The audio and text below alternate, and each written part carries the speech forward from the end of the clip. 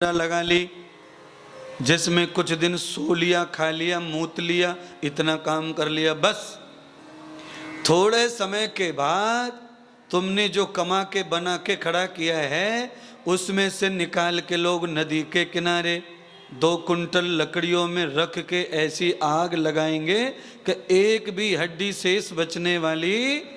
ये है तुम्हारा संसार। कर लो और जोड़ लो और जोड़ लो, बना लो संसार।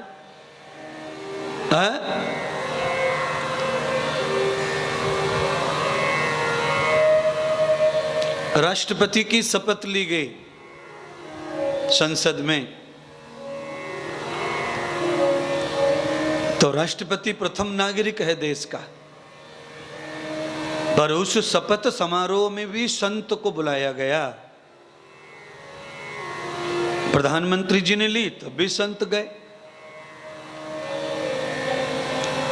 तो ये समाज का जो प्रतिष्ठा है संसार की, ये भाग्य से आती जाती रहेगी, पर साधु प्रभु की बिना कृपा के कोई बन सकता नहीं है।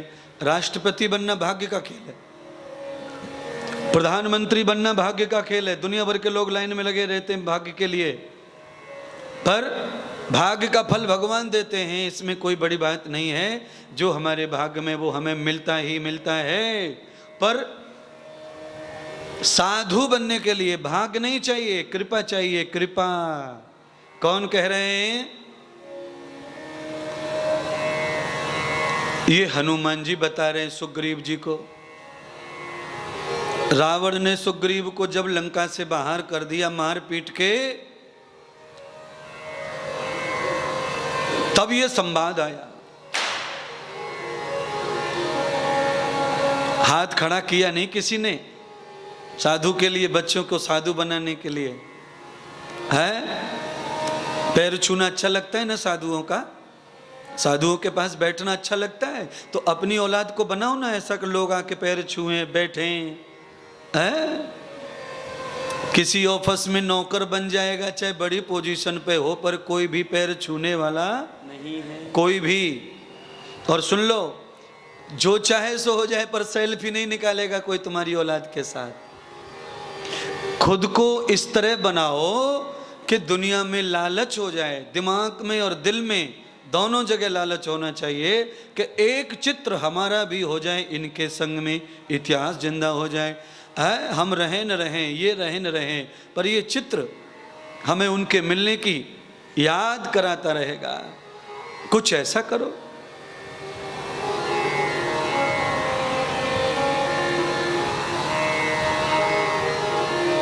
बनी के साथ ही बिगड़ी मैं तो धोखा देंगे यार तुझे। कह दिया कितनी बार तुझे, और कह दिया कितनी बार तुझे, राम नाम का सुमिरन कर ले, कर दे भव से पार तुझे। 2 बात मैच हो गई। कबीर जी की पुत्र ने निरीक्षण करके जो कहा, ये भजन से सिद्ध हो गया कि परमात्मा रूपी जो खील से चिपक जाते हैं उनको चक्की पीसती नहीं है, वो सुरक्षित बने रहते हैं। आप इसको गांठ मार के घर तक ले जाना मेरी बात को।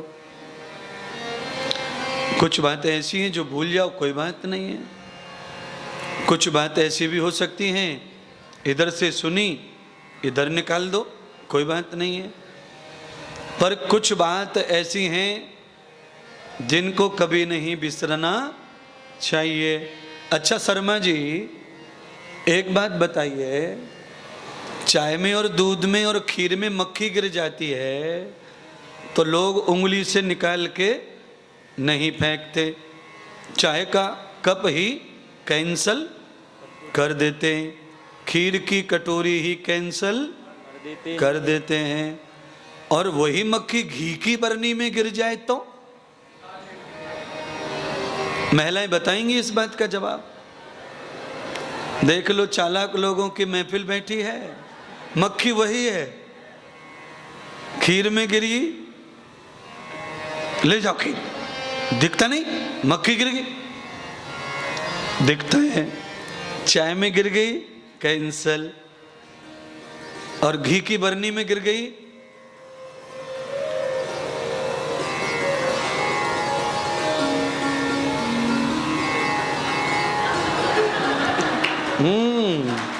ये हाल है। सुनिए, पूरा नहीं हुआ, आधा बताया है अभी। उसके बाद जैसे ही मक्खी यूं फेंकी, उसके बाद उंगली पे थोड़ा बहुत चिपक रहा, वो बरनी में यूं, ये हाल है माना। ऐसा कोई नहीं करता कि उंगली में रगड़ ले और यूं यूं कर ले, नहीं, बिल्कुल।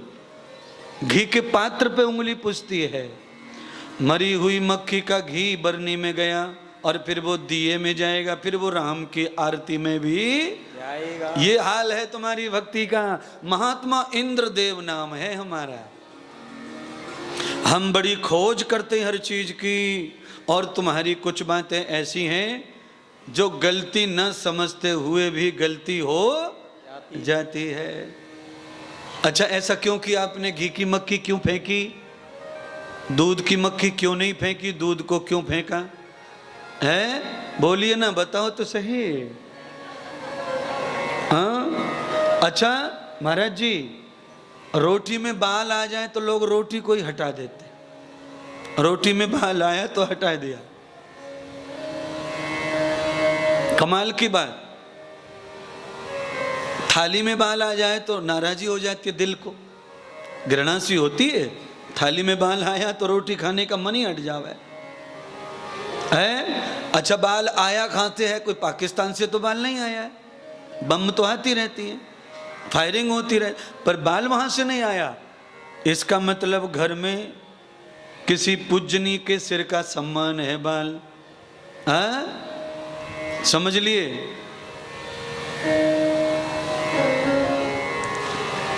सिर के ऊपर बाल कितने अच्छे लगते हैं।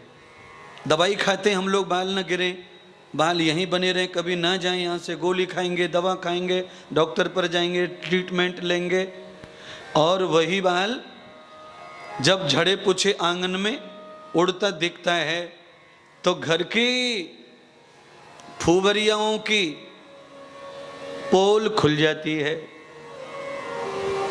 घर में झगड़े तक हो जाते बाल को लेकर। मेहमान आए तो गुदड़ी, पुराने कपड़े और घर के बर्तन और बाल नहीं दिखने चाहिए, तो मेहमान घर को अच्छा मानते हैं। ये चार चीज किसी के घर में दिख रही हैं तो उस घर को लोग ठीक ठाक संस्कारी मानते नहीं हैं। इसीलिए कोई नया मेहमान आए तो हम घर कैसे संभालते हैं? जितने कपड़े लत्ते फटे टूटे सब भर भरा के किसी कोने में, और ऊपर से नई चादर डाल देते। हाँ कि ना? देख लो, साधु होके तुम्हारे घर का पता है सब। घर के सम्मान के लिए ये जरूरी है।